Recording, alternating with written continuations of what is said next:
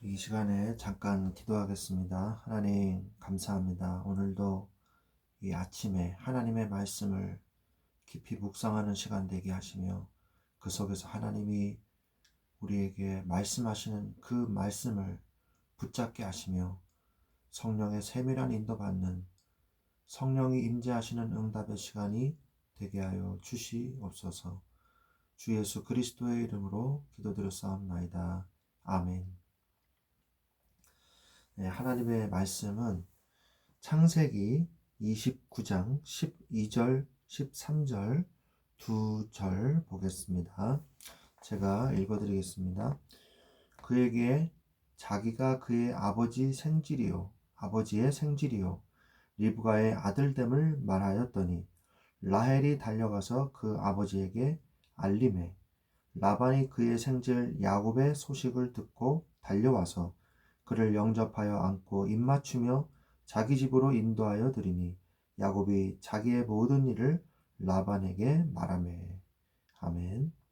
네, 오늘 성경의 내용은 야곱이 외삼촌 라반의 집에 이제 이르게 되는 것을 볼 수가 있습니다. 그래서 동쪽으로 이제 가게 되죠. 메소포타미아 쪽으로 이제 가야 되니까 동쪽이죠. 그래서 바다나람으로 이제 가던 중에 동방 사람의 땅에 이르게 되는 것이죠. 그래서 본즉 우물이 있는데 그 우물은 이제 평소에는 돌로 덮어놨다가 그 근방에 물을 먹이는 시간이 정해져 있는 거예요. 그래서 모든 사람들의 양떼들이 다 이제 모이면 힘을 합쳐가지고 돌을 열고 그리고 거기에서 이제 양떼들에게 물을 먹이는 그런 곳인 것입니다. 그래서 우물의 이 중요성은요, 굉장히 중요하거든요. 이 광야에서 물이 없으면 생업을 목축업을 하고 있는 이곳 사람들에게 이 물이 없으면은 양떼는 물론이고 살 수 없거든요. 사람들도. 그래서 무거운 돌을 올려놓고 그 공동체들만 물을 먹을 수 있는 그런 시간을 정해서 함께 물을 먹이는 시간에 오는 것이죠. 그래서 야곱이 그곳에 당도했을 때 사람들이 아무도 없다. 그러면 야곱은요, 그 돌을 들 수가 없습니다. 그리고 또 그 우물을 마실 수도 없어요. 그리고 사람을 만날 수도 없어요. 분명한 것은 뭐냐? 야곱이 하나님의 정확한 시간표 속에서 그곳에 도착했다는 것이죠. 그래서 물을 먹이는 그 시간에 야곱이 그곳에 도착을 했고, 도착했기 때문에 그 사람들을 만날 수 있었고, 그 사람들을 만날 수 있었기 때문에 뭐예요? 삼촌 라반의 그 집에서 있는 그 집안의 소식들을 물어볼 수 있었고, 또 그것을 통해서 라헬이 양떼를 치고 우물 쪽으로 오고 있다는 것도 알게 되었거든요. 그래서 기가 막힌 하나님의 시간표가 아니면 이러한 만남을 누릴 수가 없는 것입니다. 그래서 결국 야곱이 라헬이 데리고 온 치고 있는 양떼를 도와서 함께 물을 먹이고 최선을 다해서 돕고, 그리고 그 라헬에게 내가 당신의 친척이다, 사촌이다 라고 말을 하는 것을 보게 됐고, 라헬은 이제 결국 아버지한테 달려가죠. 그래서 그 아버지 라반에게 말하는 내용들이 13절에 나오는 내용인 것입니다. 그래서 한 달 동안 야곱이 그의 집에서 이제 쉬면서 그 모든 자기의 그 된 일들을 스토리를 얘기를 해주고 라반의 집에서 이제 있게 되죠. 근데 이제 하루 이틀 있는 것도 아니고 한 달이 지나가니까 라반이 뭐라 그래요? 어떻게 친척이지만 그냥 공짜로 이렇게 내가 사람을 부릴 수 있겠느냐? 내가 삭슬 주겠다라고 말을 하니까 야곱이 처음에 만났던 그 첫인상 있잖아요. 양떼를 몰고 오는 이 라헬이 다 보면서 슬로우 모션이 걸린 거죠. 그래서 그 라헬을 보면서 첫눈에 반했던 거예요. 그래서 마침 그 라헬을 이제 마음에 품고 있었던 거죠. 왜냐? 처음에 아버지 집에서, 어머니 아버지 집에서 떠나올 때 이삭이 분명히 얘기했거든요. 거기에 가는 김에 너의 이곳에서 가나안 여자를 만나지 말고 그곳에서 너의 짝을 찾아가지고 와라 라는 그 아버지의 말을 들었거든요. 그래서 마침 잘 됐구나. 이 라헬과 결혼해서 내가 가족을 이루어야 되겠구나. 이런 응답을 받게 된 거예요. 그래서 이야기를 하고 그 품삯이 아니라 이제 결혼할 때는 뭐가 필요합니까? 그 결혼에 필요한 그 예물이 있어야 되거든요. 그 한마디로 말해서 돈이 있어야 되거든요. 근데 돈이 없는 거예요. 그래서 7년 동안 이 라헬을 위해서 이 일을 하라. 그러면은 그 다음에 내가 결혼을 시켜주겠다라는 약속까지 받아냅니다. 그러니까 모든 일이요. 다 술술술술 다 풀리는 거예요. 근데 문제는 뭡니까? 이 라반이 결혼식 당일날 7년이 지나고 7년을 수일처럼 여긴 이 야곱에게 이 밤에 라헬이 아니라 첫째 레아를 그 야곱에게 보냈다는 거예요. 그러니까 야곱이 그 다음날 보니까 이 라헬이 아닌 거야. 레아인 거야. 그러니까 막 화를 내죠. 아니 어떻게 이럴 수가 있습니까?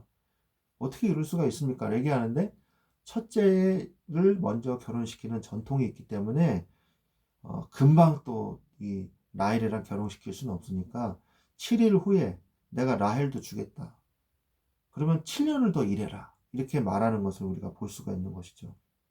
그러면서 하나님께서 이제 본격적으로 야곱의 가족들이 만들어지는 것을 우리가 볼 수가 있습니다.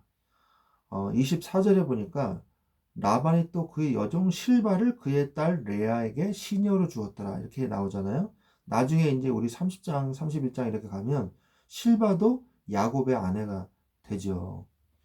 그리고 레아 또한 이 레아 또한 이 실바를 얻게 되고, 그리고 또 어, 라헬도 이 여종을 또 주거든요. 그래서 이제 총 이 부인이 4명이 되는 거예요. 이 4명이 되고 그의 자식들을 이제 많이 낳게 되거든요.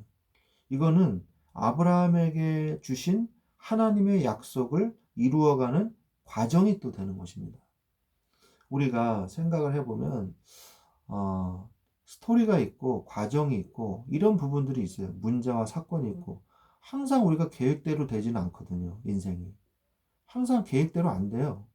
저도 계획을 세우다 보면은 한 30% 정도밖에 못했다. 그러면 저는 잘했다고 생각이 듭니다. 50%를 했다. 계획한 것만큼. 그러면 대성공이라고 생각을 합니다. 그만큼 계획대로 되는 게 아니거든요. 그래서 그런데 그 문제와 사건과 스토리 속에 분명한 건 뭐냐? 하나님의 계획은 100% 이루어진다는 것입니다. 그래서 내가 계획할지라도 그것을 이루시는 분은 하나님이심을 믿는 것이죠. 그래서 우리가 인생을 살면서 때로는 혼자가 될 때도 있어요. 야곱과 같이. 그리고 때로는 새로운 만남을 하나님이 주실 때도 있는 것입니다. 그러면 우리가 그러한 만남 속에서, 그러한 사건 속에서 중요한 것은 뭐냐? 하나님의 계획을 찾는 것이 중요하거든요. 하나님의 계획을 찾고 하나님의 세밀한 인도를 받는 게 정말 중요한 것입니다. 그래야지만 내가 낙심하거나 불신앙하지 않아요. 그래서 우리는 늘 깨어서 기도해야 된다라는 말씀이 바로 그런 이유이기도 한 것입니다. 오늘 우리가 누구를 만날지 아무도 모릅니다. 오늘 내가 어떠한 사건을 만날지 누구도 모릅니다. 그런데 중요한 건 뭐냐?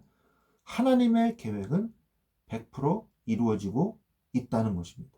우리가 이것을 믿어야 돼요.